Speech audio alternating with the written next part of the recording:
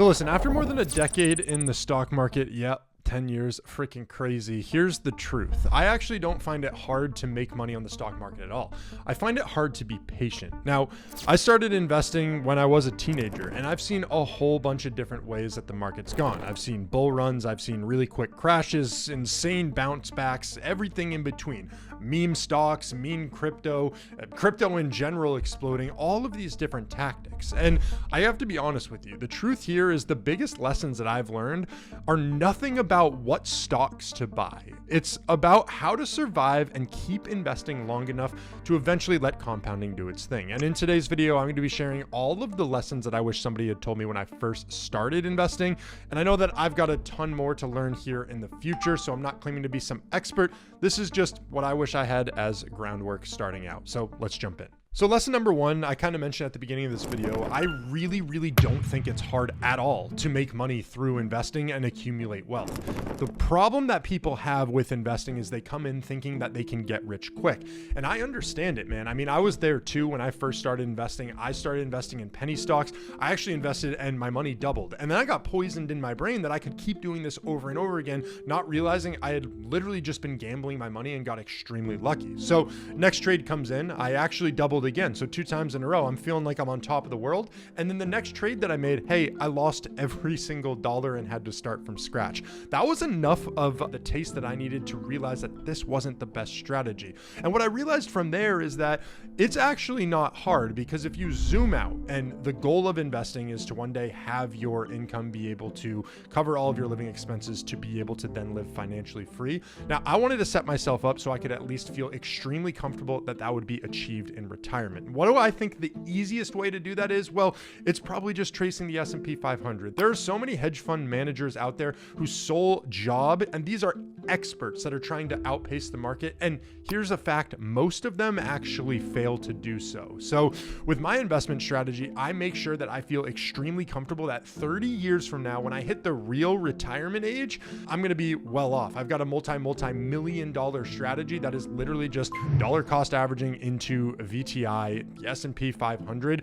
And then over time, what you can expect from something like that is, it's not guaranteed, but about 10% annually based off of historical figures. The more you get in when you're younger, the faster it's going to compound and the more money you're going to make. And that is the foundation to what allows me to try these different strategies to hopefully achieve financial independence, much sooner than 65. But that's just my strategy right now. Actually, by the time I'm 60, I would have multi-millions in there. And without that sort of foundation to my portfolio, I would feel a lot more stressed. Lesson number 2, and what I think could be arguably the biggest impact to somebody's portfolio, especially if you're watching a video like this, you're seeking out investing content, it's that every single person online, their ideologies around investing is likely different.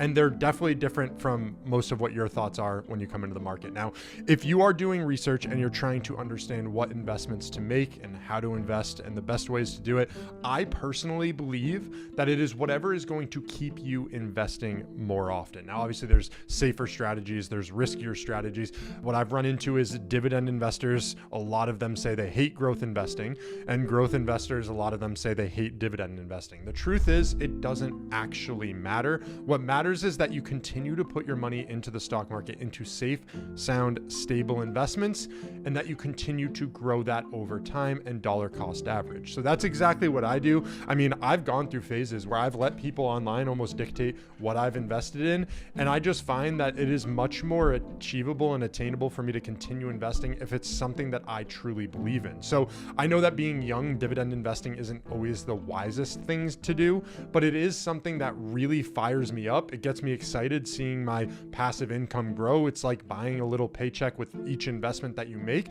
And that's why I resonate towards more of those stocks. Now, that's not to say that I don't hold any growth stocks. I'm actually majority in growth right now, but I'm just saying that you need to find a strategy that you feel comfortable and confident with. And that kind of circles back to my retirement strategy. That's something that I will never deviate from. And that will likely be one of the best performing methods that I use in my portfolio. And I just think it's super important to find that one goal, the one lane that works for you, and beat it home. If that's what keeps you investing, that's the best way to go about it. Now, lesson number 3 might sound pretty crazy coming from my channel, but it's really that there are other ways ways to get better returns than investing your money. And it's just kind of investing in different ways. Hear me out for a second. So for years, I thought that the stock market was literally the only way to build wealth. But the truth is, there are other assets that can way outperform any of your portfolios, but you just have to be willing to put in extra work.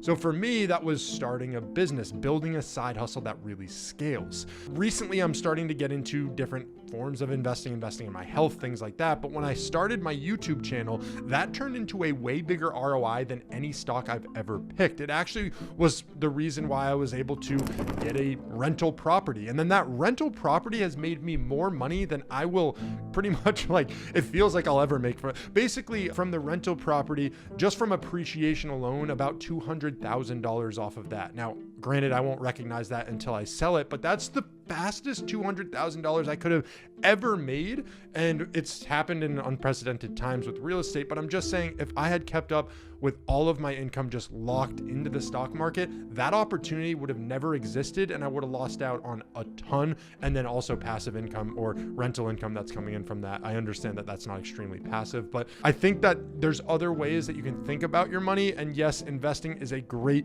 principle and idea, and maybe you can take some of it when it compounds to a high enough number and you feel comfortable diversifying into some other asset classes. But I just think that that was something that I went into with such a narrow focus, not realizing that there's just a lot of opportunities out there. And oftentimes, if you get really good at a couple of them, you can make far more and then invest more money in the future from that. Now, lesson number 4 is that automation is your absolute best friend. You see, when I started investing, it was all manual. I had to go in, physically open the brokerages that I wanted to invest in, transfer money from my bank account into the brokerage, hand pick different stocks and ETFs to go and invest in. And trust me, it is way more work as you keep doing it, and life gets busy. So if you don't set up automations, you might forget to be putting your money into the market and miss out on a ton of opportunities. So right now I've set up recurring investing that I don't even think about. It takes the guesswork out of investing. It's just going to happen. Literally, I have some that are daily investments, some are weekly, some are monthly.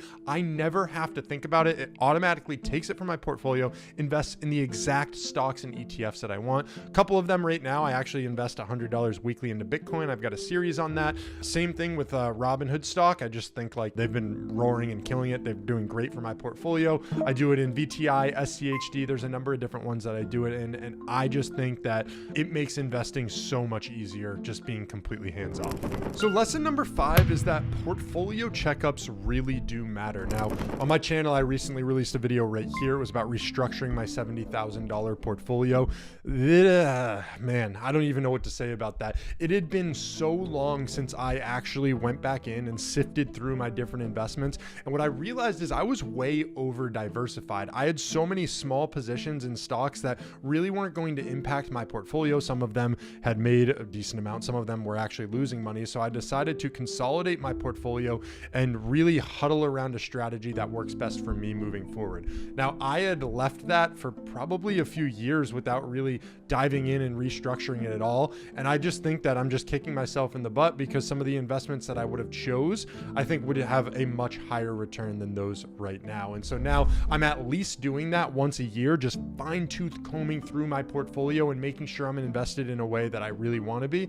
And the other thing is, when I started doing renovations on my rental property, it was so crazy that I really wasn't in the market every day like I used to be. So I didn't see opportunities. My portfolio wasn't balanced in a way that made sense. And it just kind of sat there for a super long period of time without any hands-on work from me. And so I just think that I killed some of the returns that I probably would have got had I been taking more of a solid approach to it. And I think that at that time, if I could go back and restructure it, I would have made it so it was comfortable leaving it completely passively. It would still be investing, and at the same time, it's invested in the right way, because I just don't think I maximized the gains that I could have got from that. Now, lesson 6 is why I think anybody can do extremely well in the market. I think it's that behavior matters more than intelligence. You see, one of my favorite quotes comes from Morgan Housel. He says that investing isn't a test of intelligence, it's a test of character. Here's the thing, you don't need to be a genius to win in the market. I think I've made that clear. You just need to not self-destruct yourself. You see, when COVID hit, when I was investing, the people who stayed invested, well, they've made a fortune in the recovery from it. The people who panicked and locked in losses, well, obviously their portfolios dwindled. So your temperament really matters more than your IQ here. How you act when the market's red says way more about your returns than any stock pick ever will. Lesson number 7 is that simplicity wins always. This has always been the case for me. I mean, I've tried everything. I've tried dividend investing. I've tried trading options. I've tried making options plays when there's earnings reports. I've tried investing in crypto. I've tried penny stocks, like literally just so many different strategies. And I found that the best returns come from literally just keeping it simple, dollar cost averaging into the funds that I believe in for the long term and letting compounding do its thing. Don't overthink a lot of your investments. Just make sure that you're constantly putting money into the market, because that is the most important thing. That and time in the market. The more money you can get in, the younger you are, the better you're gonna have. We've all seen those charts where you see the compound towards the tail end of retirement. It gets insane, and that's all we have to keep in mind when it comes to this stuff. Lesson number 8 is that lifestyle inflation is actually what I think the enemy of compounding is. You see, I even know this, like it's easy to invest when you're broke. You wanna make more money, you're laser focused on it so you can shelter off a couple dollars when it doesn't feel like it's going to have that much of an impact. It's harder, that I've found, when you start making real money. Now, I've seen people double their income and double their expenses right there along with it. The moment you let lifestyle creep in, compounding is then going to slow down, and you don't have to live like a monk, but your savings rate should grow faster than your spending rate when you start earning more money. And that's how freedom is built. It's not by chasing the next hot stock, but literally by controlling what you can. That's what I find to be extremely crazy. Like, even though I have multiple streams of income, I basically live off of one and try to invest the rest. That's how I've set myself up at a young age to be in a position to buy properties, to have as much as I do invested in the market, and set myself up financially in the future. It is so crucial that you don't let this lifestyle creep set in, because guess what? When I go and retire in the future, that's when I can start upping my lifestyle. It's going to be when I'm done working, when I've put in that hard work and things kind of come together. Also, it kind of changes as you go throughout life. I think I'll probably let off the pedal a little bit here in the future if I wind up having kids. I've got a marriage coming up soon and all this stuff. So your life tends to change, but keeping that lifestyle creep down is what is going to have the biggest impact on having the most wealth accumulation. Now, here's lesson number 9. You don't need to be perfect to win. And let me tell you, this is a great one for me. I've made plenty of mistakes here. I've missed opportunities, sold way too early, held too long, you name it. I mean, I've been through it all. And at the other side, I still come out ahead because I never stopped investing. See, you don't need to pick every single right stock. You just need to keep playing the game. The market is going to reward your time. It's not going to reward your timing. So you take one thing away from this video, one thing at all, please let it be this: just start investing and don't stop. Whether you're new to investing or you've been investing for a while here, I want to know, what is your biggest takeaway? What are some of the lessons that you wish you knew? Please leave a comment down below. Definitely interested to hear. Other than that, go check out this video right here. It's going to talk about that multi-million-dollar strategy that I have for investing in my retirement. And that's why I feel comfortable with all the investments I'm making. Thank you guys so much for checking out this video, and have a great day.